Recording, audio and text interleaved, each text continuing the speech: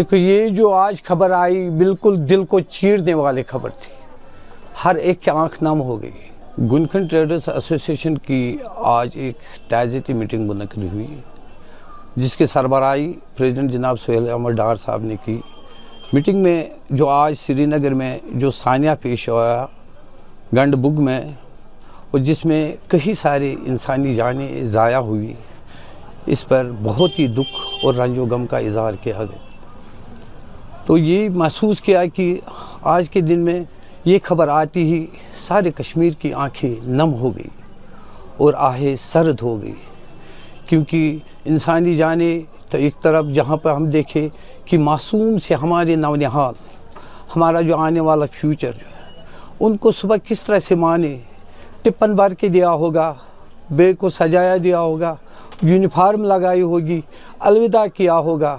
پھر آج جب وہ سکول کے لیے نکلے، مگر یہ ان کی آخری ملاقات تھی اپنے ماں باپ کے ساتھ، یہ ان کی آخری مسکراہٹ تھی اپنے ماں باپ کے سامنے،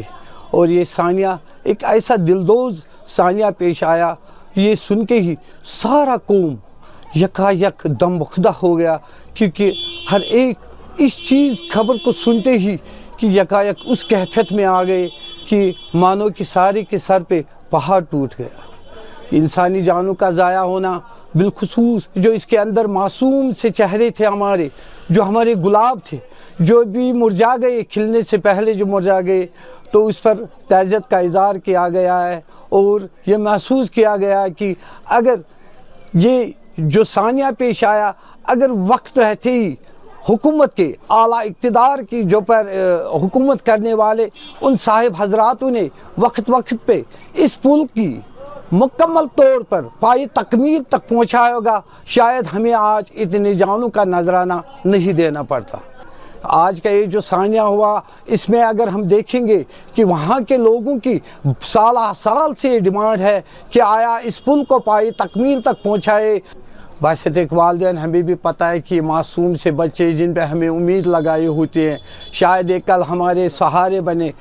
شاید ایک کل ہمارے کندھا دے دیں گے، مگر ہمیں کیا پتہ تھی کہ ان معصوم جانوں کے جانے سے ہمیں آج ان کو کندھا دینا پڑا۔ اور اس خبر سے، اس سانحہ سے، اس دلدوز واقعے سے ہم سارے